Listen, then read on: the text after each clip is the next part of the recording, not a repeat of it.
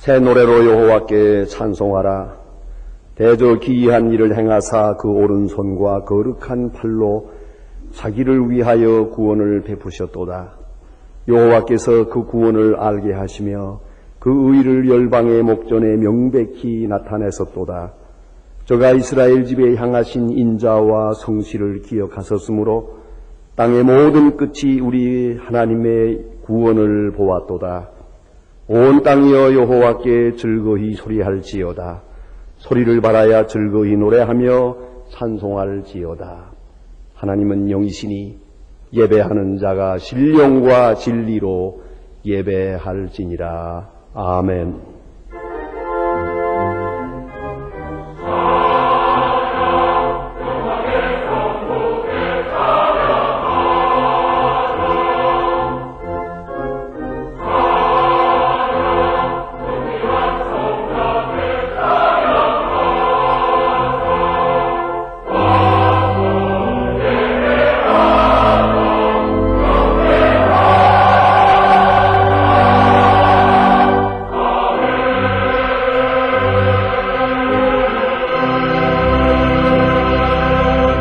영원히 찬양을 받으실 주 여호와 우리 아버지 하나님, 그 놀라우신 능력과 크시는 종을 인하여 주께 영광 돌립니다.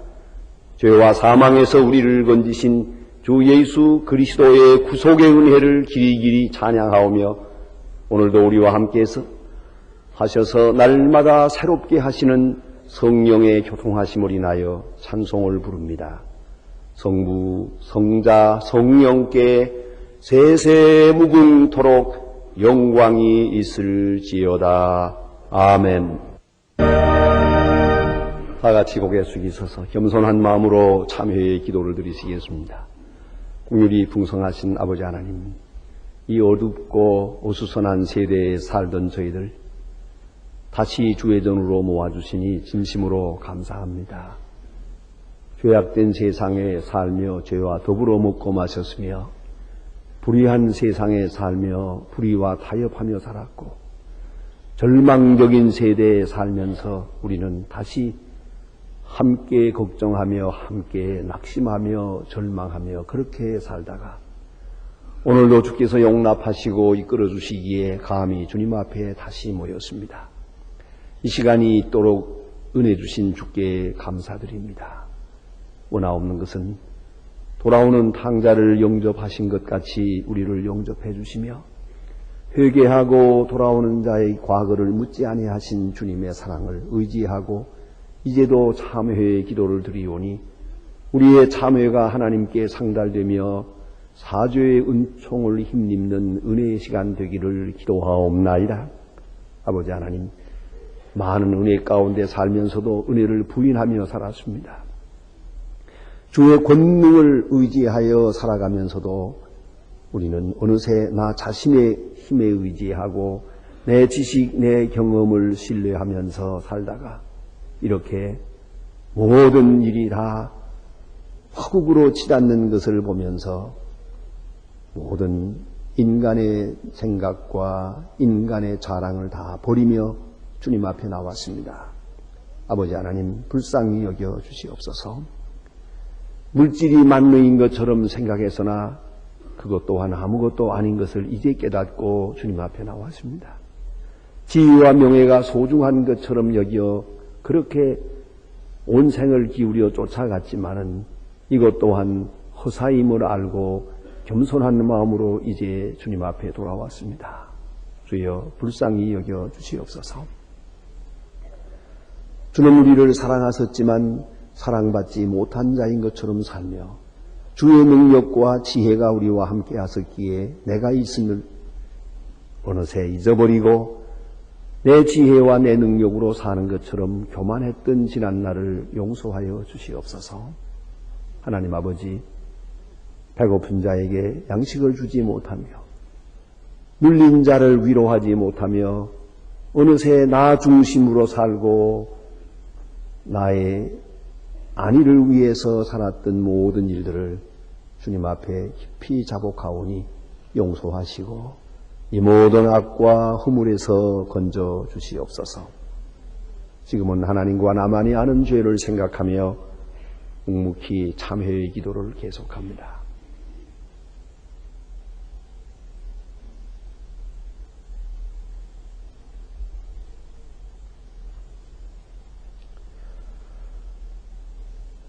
그런즉 이 일에 대하여 우리가 무슨 말하리요? 만일 하나님이 우리를 위하시면 누가 우리를 대적하리요? 자기 아들을 아끼지 아니하시고 우리 모든 사람을 위하여 내어주시니가 어찌 그 아들과 함께 모든 것을 우리에게 은사로 주지 아니하시겠느뇨? 누가 능히 하나님의 택하신 자들을 송사하리요? 의롭다 하시는 이는 하나님이시니 그러므로 주 예수 그리스도 안에 있는 자에게 결코 정죄함이 없느니라. 아멘. 오늘 우리에게 주시는 하나님의 말씀은 신약 성경 마가복음 9장 25절로 29절 말씀 되겠습니다. 신약 성경 69면입니다. 마가복음 9장 25절로부터 봉독하겠습니다. 이 계시의 말씀을 봉독할 때에 살아계신 하나님의 음성을 다 함께 들으실 수 있기를 바랍니다. 예수께서 무리에 달려 모이는 것을 보시고 그 더러운 귀신을 꾸짖어 가라사대 벙어리 되고 귀먹은 귀신아 내가 네게 명하노니 그 아이에게서 나오고 다시 들어가지 말라 하시매 귀신이 소리 지르며 아이로 심히 경련을 일으키게 하고 나아가니 그 아이가 죽은 것 같이 되어 많은 사람이 말하기를 죽었다 하나 예수께서 그 손을 잡아 일으키시니 이에 일어서니라. 집에 들어가심에 제자들이 조용히 묻자오되 우리는 어찌하여 능히 그 귀신을 쫓아내지 못하였나이까? 이르시되 기도 외에 다른 것으로는 이런 유가 나갈 수 없느니라 하시니라. 아멘.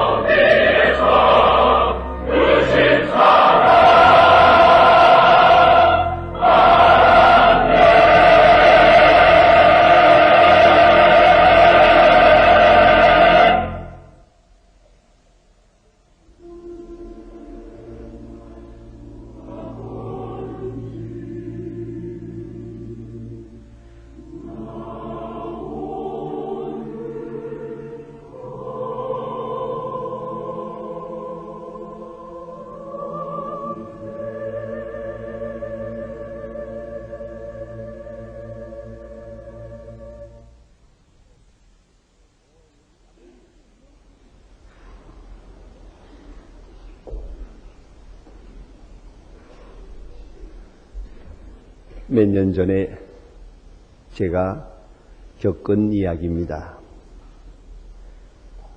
어느 날 오후에 아주 비가 많이 왔습니다.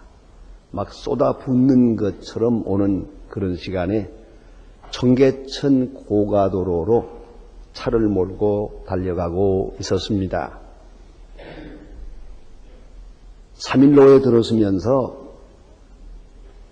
고가도로 램프를 통해서 남산으로 올라가야 되는 그런 시간에 여러분 아시는 대로 이 좌회전 램프는 딱 한 줄로 되어 있습니다. 레인이 하나뿐인데 이걸 타고 좌회전을 해야 되는데 램프 지나가던 차 하나가 한가운데서 고장이 나서 멎었습니다. 비는 쏟아지는데 줄줄이 뒤로 수십 대가 그대로 서 있습니다. 꼼짝도 못합니다. 그 고장난 차를 운전하던 사람이 비를 맞으면서 그대로 창문을 열고 나와서 차문을 열고 나와가지고 본넷을 열고 기계를 들여다보는 겁니다. 그러나 고칠 재주가 없는가 봐요. 자꾸 시간은 흐릅니다. 계속 차는 정체되고 있습니다. 좀 조급한 사람이 역시 비를 맞으면서 가까이 가더니 어디가 고장났어요? 하고 물어요. 그러니까 기름이 떨어진가 봐요. 왜 기름 떨어진 걸 몰랐어? 하고 물었더니 게이지가 고장난가 봐요. 기름 얼마 있다는 것을 알아보게 되어 있는 그 기계가 고장이 났대요. 그래서 모두가 다 거기 서서 고생했습니다. 여기서 제가 많은 것을 생각했습니다. 그 차는 좋은 차였습니다. 기름이 떨어진 차는 무능하다.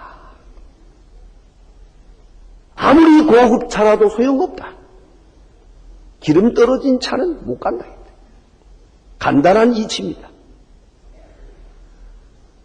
아무리 운전 기술이 좋아도 소용없습니다. 아무리 운전 경력이 좋아도 그 시간에는 소용없습니다. 설사 자동차를 만드는 재주가 있는 사람이라도 그 현장에서는 소용없습니다. 오직 기름만이 필요합니다. 기름을 나누어 주지 않고는 이 차는 무용지물입니다. 기름 없는 자동차 쓸데없다. 그걸 깨달았습니다. 더 중요한 것이 있습니다. 기름이 떨어졌다는 사실을 모르고 있다는 겁니다. 이건 참으로 위험한 겁니다. 우리가 차를 몰 때마다 기름이 어느 정도 있나? 이만하면 저기까지 갔다 올 수 있는가?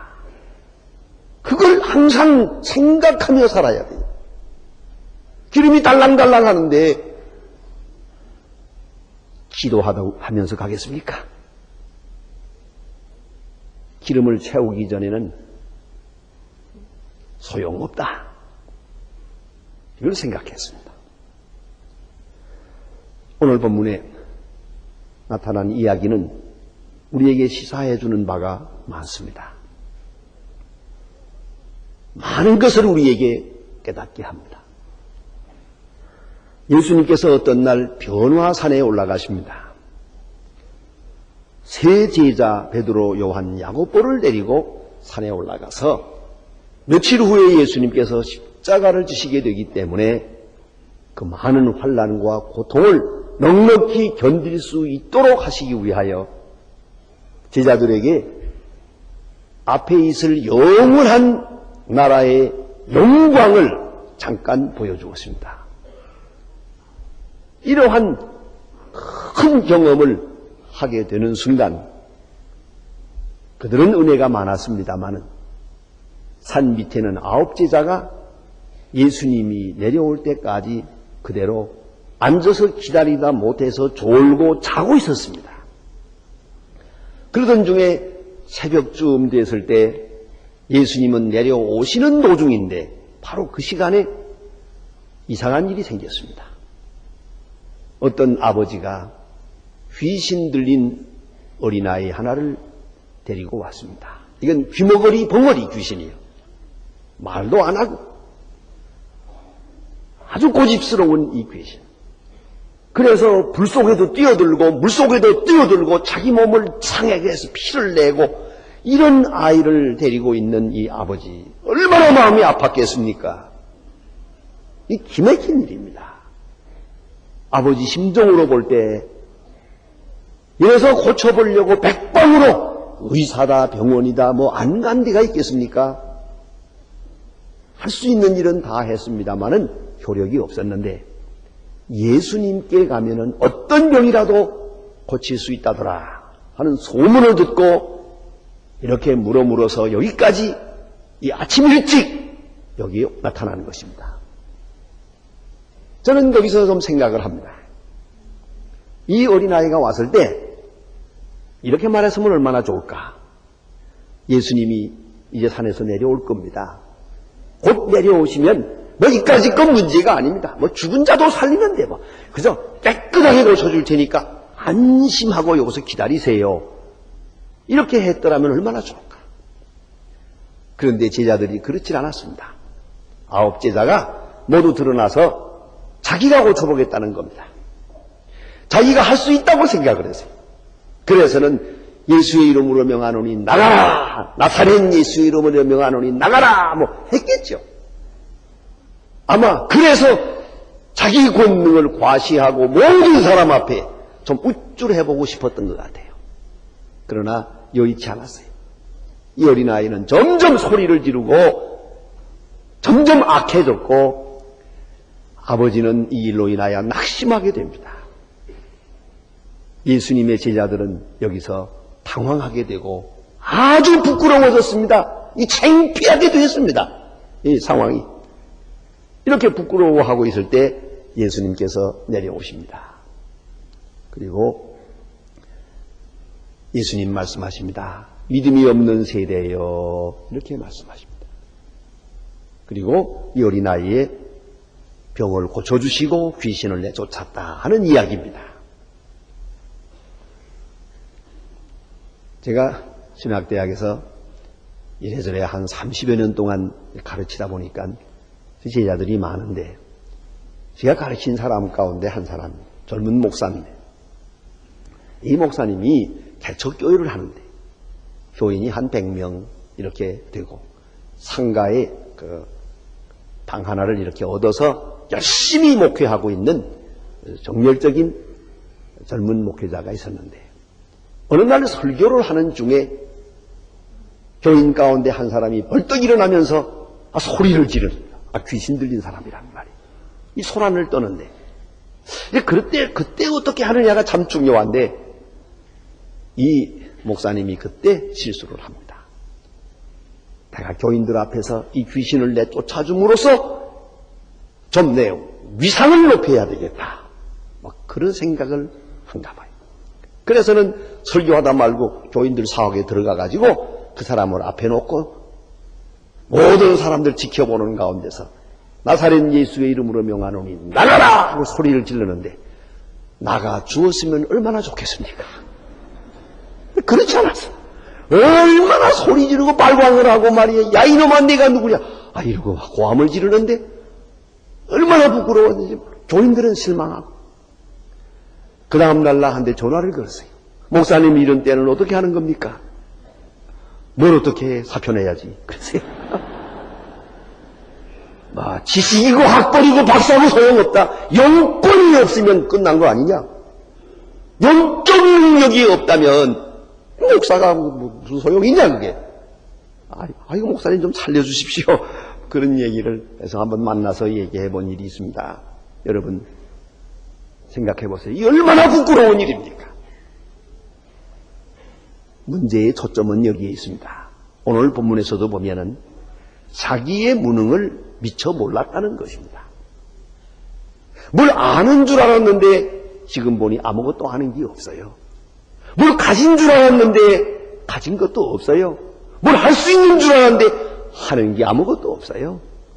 뭘 된 줄로 알았는데 된 게 없습니다. 여러분, 뭐 사업을 해서 뭐 돈을 좀 번 줄 알았는데 정산해 보니까 빚더미예요. 뭐 건설을 한 줄 알았는데 이게 아무것도 아니란 말입니다. 이제서 보니 이건 거품도 아니요, 터진 고무풍선이요. 아무것도 없어요. 생각해 보세요. 이게 얼마나 한심한 일입니까? 뭐 됐다고 말이죠. 뭐 아세아의 용이라나 무슨 소리 하면서 의식을 보았는데 아무것도 아니었어요. 이제쯤은 깨달아야죠. 부끄러움을 부끄러움으로 알아야 될 게 아닙니까? 정신 차려야 됩니다. 아무것도 없었어요. 스스로 속았어요. 뭐 있는 줄로 알았거든요. 그러나 이제 보니 아주 무능한, 아무 능력도 없더라는 말입니다. 예수의 제자들, 내가 예수의 제자가 아니냐? 예수님이 그 많은 사람 중에 12사람을 불러서 제자를 삼았다. 예수의 제자라는 그 이름, 신분, 이것만 가지고 모든 일이 다 가능하다고 생각했습니다. 예수의 이름만 부르면 무엇이 될 줄로 알았습니다. 그러나 그렇지는 못했습니다. 이게 착각이었고요. 또한 저들은 예수에 대한 많은 지식이 있습니다. 예수님께서 병 고치는 걸 보았습니다.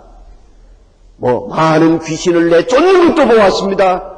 나아가서는 죽은 사람을 살리는 것도 보았습니다. 굉장한 이적을 옆에서 구경했습니다. 그리고 예수에 대한 많은 지식을 가지고 있습니다. 그러나 이제 그 능력이 이 지식과 함께 내 것은 아니더라는 말입니다. 예수에 대한 그 많은 지식이 이제 나와 무슨 상관이 있습니까? 여러분, 성경에 대한 지식, 하나님에 대한 지식을 많이 알고 있다고 한다고 해서 그것이 내 능력이 될 수는 없어요. 오늘 이 제자들은 바로 이걸 착각을 하고 있었던 거예요. 빌립보 4장 13절에 보면 내게 능력 주시는 자 안에서 내가 모든 것을 할 수 있느니라. 능력 주시는 자 안에서만 가능한 것이요. 주 안에서라는 말은 매우 중요한 신학적 의미를 가집니다. 이것은 지식을 말하는 게 아닙니다. 또한 고린도전서 4장 20절에 보면 하나님의 나라는 말에 있지 아니하고 오직 능력에 있느니라. 능력, 죄를 이기고 유혹을 이기고 정령을 이기고 고난을 이기고 시험을 이기는, 자기 자신을 이기는 능력이 있어야 됩니다. 이것이 없이는 아무것도 아니더란 말입니다. 좀 더 중요한 문제는 여기에 있습니다. 며칠 전에 이 사람들이 능력을 행한 경험이 있거든요. 이걸 생각해야 됩니다. 예수님께서 12제자를 부르신 다음에 두 사람 파송하시면서 복음을 전파하라, 천국이 가까웠다고 하라, 나가서 귀신 들린 사람을 만나거든 귀신 내쫓으라, 병자를 보면 고쳐라, 명령하셨습니다. 그들은 이 말씀을 듣고 나가서 순종하는 가운데서 병 고쳤습니다. 귀신을 내쫓았습니다. 이 희한한 경험을 하고 돌아와서 이게 뭐 높이 자랑을 했습니다. 예수님 말씀이 귀신이 순종했다고 해서 좋아할 것도 없고 너의 이름이 하늘나라 생명책에 기록된 것으로 인해서 기뻐하라 말씀하십니다. 이런 경험이 있어요. 얼마 전에 이런 일을 했거든요. 그러니까 이 경험이 있으니까 이 경험이 능력이 되어서 오늘도 나타나리라고 생각했습니다. 그렇지 않았어요. 적어도 영적 문제에는 그렇습니다. 지식, 경험 다 중요하지만은 문제는 오늘 처음 마음으로 돌아가서 경건을 잃어버리면 아무 소용없습니다. 이것을 꼭 기억해야 됩니다. 그래서 며칠 전까지 가능했는데 하는 그 경험에 의지해서 했습니다. 그러나 꼭 기억해야 될 문제가 이겁니다. 경험도 있고 노하우도 있는데 경건이 없어요. 그때 가졌던 그 믿음이 없어요. 그때 가졌던 그 두려운 마음이 없어요. 그때 가졌던 그 정직함이 없어요. 그런 거로 저들은 능력을 행할 수 없었던 것입니다. 좀 더 중요한 신학적 문제가 있습니다. 그것은 바로 며칠 전에 이 병도 고치고 귀신도 내쫓을 때 또 그런 경험이 쌓이면서 그들은 생각했습니다. 이제는 내가 능력자가 된 줄로 착각을 합니다. 능력의 사람이 된 줄로 생각했어요. 이제는 내가 예수님에 대해서 많이 배우고 보고 듣고 경험하고 또 이렇게 됐으니까 이제는 능력의 사람이 됐다. 어느 때라도 하시라도 어떤 경우에도 능력의 사람으로 살아갈 것이라고 착각을 했습니다. 거기에 문제가 있었던 것이에요. 그러나 사실은 그것이 아닙니다. 하나님의 능력이 나를 통해 나타난 것뿐입니다. 하나님이 나를 쓰신다고 하는 문제뿐이지 내가 한 건 아니에요. 그런데 내가 했다고 생각도 했고 내가 할 수 있다고 생각하고 나는 이것을 할 수 있는 사람이 됐다고 착각을 했던 거예요. 거기서 결정적인 실수를 합니다. 모세에 대한 이야기를 들어보시길 바랍니다. 민수기 20장에 보면은 모세는 분명히 능력의 사람입니다. 이스라엘 백성을 인도할 때 홍해를 건넜어요. 육지같이 건너게 한 능력의 사람이에요. 반석을 쳐서 물을 낸 사람이요. 이스라엘 백성을 40년 동안 그 광야로 인도한 위대한 지도자입니다. 능력과 기적의 사람이요. 10가지 재앙을 내리던 능력의 사람 아니었습니까? 그런데 가데스 바네아에 왔을 때 물이 없다고 백성들이 원망을 하게 될 때 그가 거기서 실수를 합니다. 반석 앞에 서서 얘기를 합니다. 우리가 너희를 위하여 물을 내랴. 다시 말하면 내가 물을 내랴 하고 소리를 지릅니다. 언제 자기가 낸 일이 있습니까? 언제 자기가 능력을 행했더냐고요.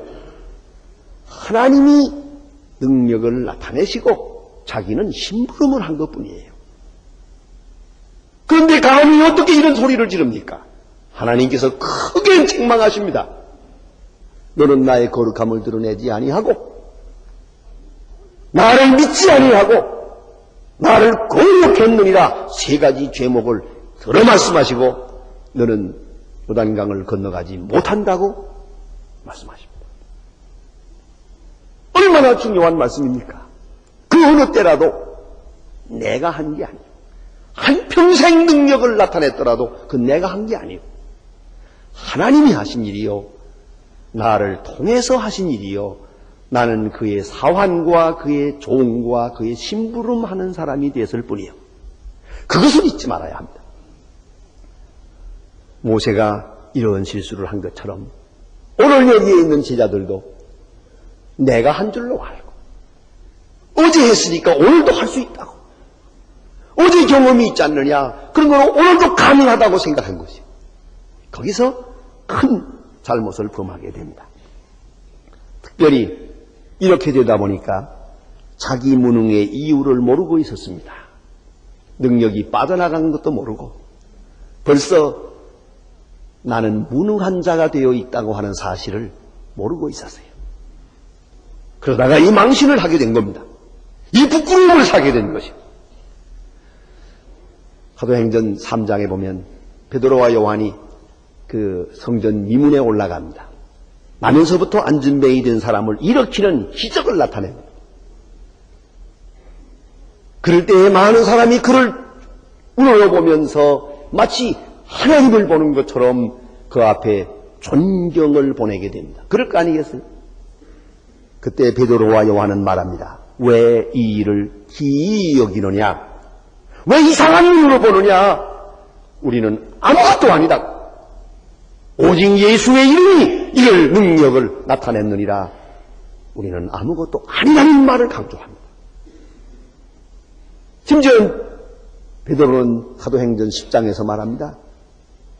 고넬료에게 말하기를 일어나시오, 나도 사람이요. 그런 말을 합니다. 자기 위치, 자기 페이스를 꼭 지켰습니다. 성령 충만한 베드로는 절대로 이로 인하여 교만해지지 않았습니다. 나의 나된 위치를 바로 알고 있었습니다.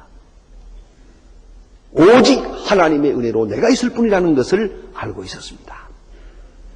예수님 말씀하십니다. 믿는 자에게는 능치 못할 일이 없느니라. 이 믿음은, 이 위대한 믿음은 바로 이 겸손한 사람에게 주어지는 것이에요.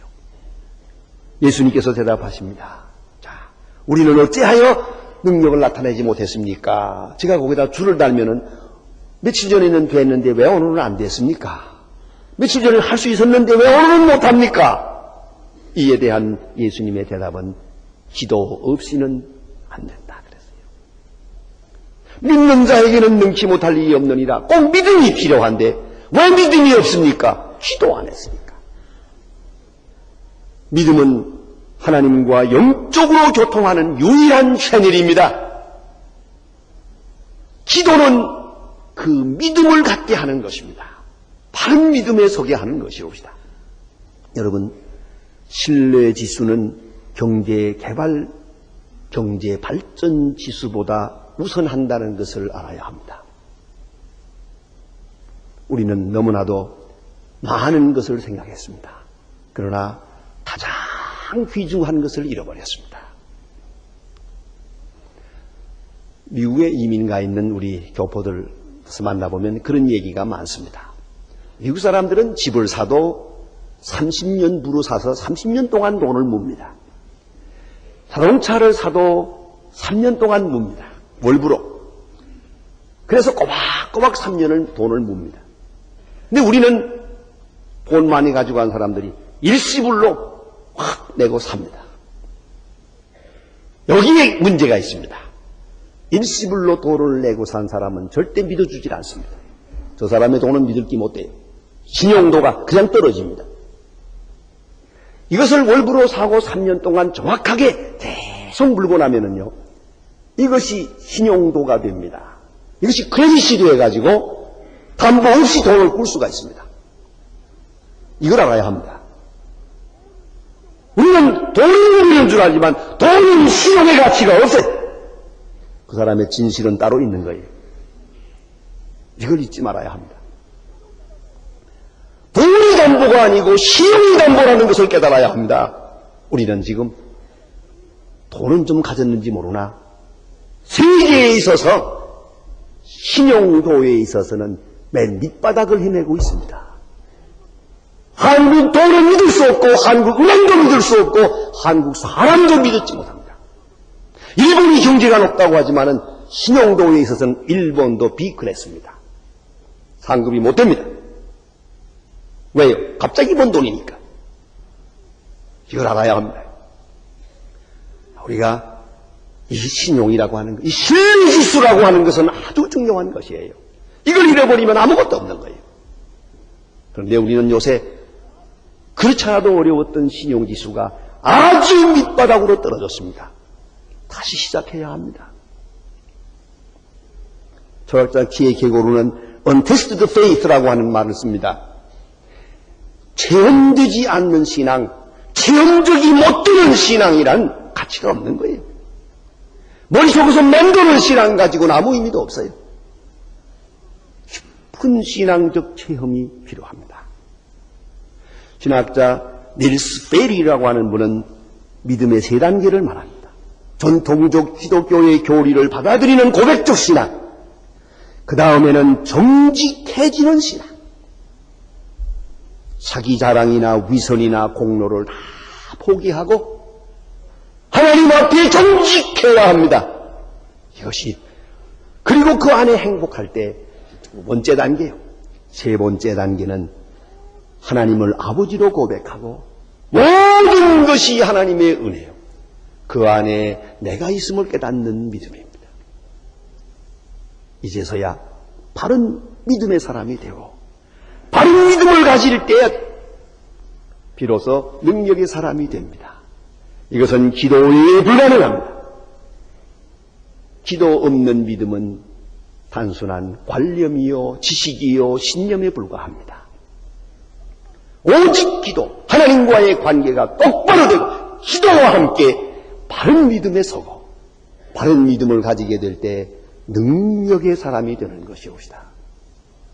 믿는 자에게는 능치 못할 일이 없느니라. 기도 외에는 어떤 방법으로도 이 믿음을 가질 수 없느니라. 주님의 말씀에 다시 귀를 기울여야 하겠습니다. 기도하십시다. 내려오신 아버지여, 믿음이 있는 줄로 알아서나 믿음이 없고 무엇을 알고 무엇을 가진 줄고 무엇을 성취한 것으로 생각해서나 이제 보니 아무것도 없는 저희들임을 스스로 깨닫고 부끄럽게 여깁니다. 기도가 없는 것은 우리에게 참 믿음을 주시고 참 기도의 바른 자세를 주시고 그리하여 다시 믿음의 사람이 되게 하시고 우리가 하나님을 믿을 뿐더러 하나님이 우리를 믿을 수 있는 믿음의 사람들로 나타나게 하여 주시옵소서. 예수님의 이름으로 기도드립니다. 아멘. 지금은 우리를 구원하신 주 예수 그리스도의 은혜와 역사의 주인이신 아버지 하나님의 사랑과 우리의 믿음을 날마다 새롭게 하시는 성령의 교통하심이 모인 중에와 온 교회 위에 이제와 영원토록 함께 계실지어다. 아멘.